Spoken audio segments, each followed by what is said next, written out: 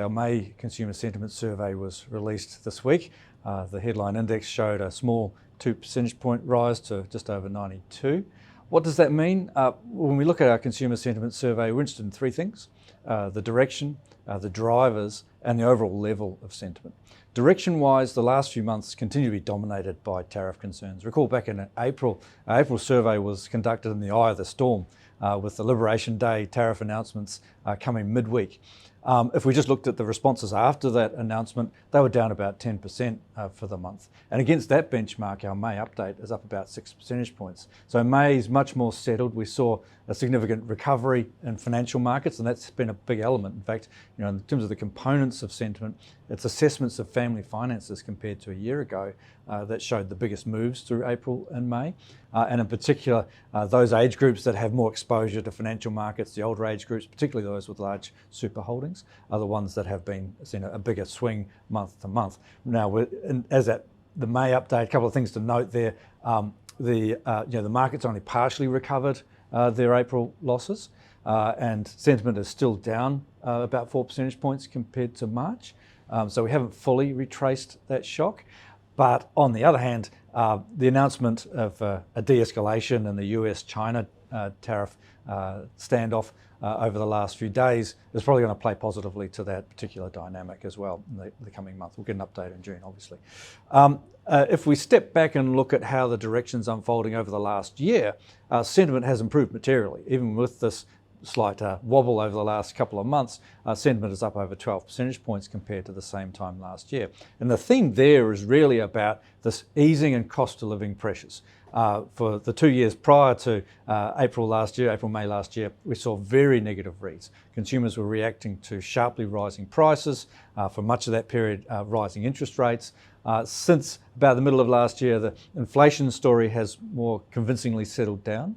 We saw the July tax cuts have also gone a long way towards easing some of those pressures. And then in February, we had the RBA's rate cut, and also I think a more general theme that consumers are more confident that we'll see more interest rate declines coming through. So those cost of living pressures definitely easing over the last year. But this is where the level's important. At 92.1, the index is still firmly in pessimistic territory. And the detail is still telling us that cost of living pressures haven't entirely gone. They're still present. In particular, when we ask consumers whether now is a good time to buy a major household item, that's still subdued around the 90 to 95 level. Long run history for that index is up around 120. So consumers still not convinced it's a good time to go out and buy anything. The cost of living story is still with us, hasn't entirely gone. Now I think from the perspective of the RBA, that underscores this flat consumer picture we've seen over the last 12 months and in the first few months of 2025. Consumer spending measures like retail sales and the household spending indicator, our own card activity, point to essentially flat volumes in the first few months of 2025, and the Consumer Sentiment Survey is sort of consistent with that picture.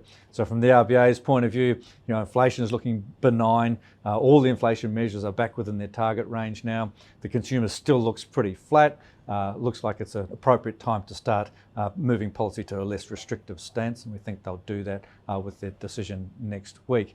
There were a few other subplots in this month's release. One I'd point out is around the federal election. There does look to have been a slight positive effect coming off the back of the election result over the week prior. And we can see pretty clear reactions across different voter groups, as you'd sort of expect. ALP voters, sentiment amongst that group was up about 5 percentage points month to month, and coalition voters down about 10%. But we also track the sentiment across the undecideds, the swing voters, which is about 10% of our consumer sentiment survey sample.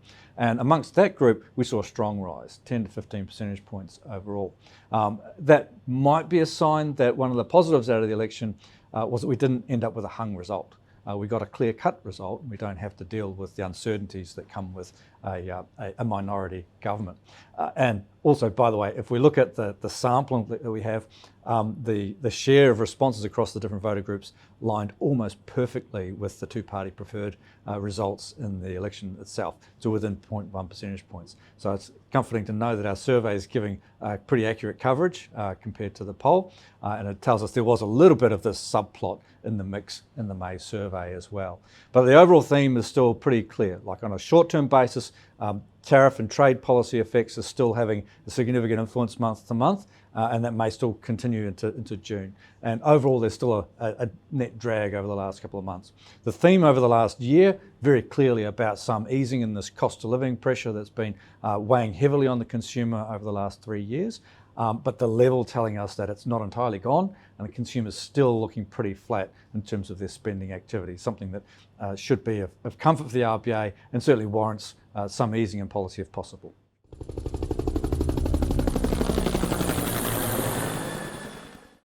The content of this recording is informational and of general nature only, and is not intended to constitute a research report or reflect any recommendation or financial advice. It has been prepared without taking into account your objectives, financial situation, or needs, and investment decisions should not be based on it.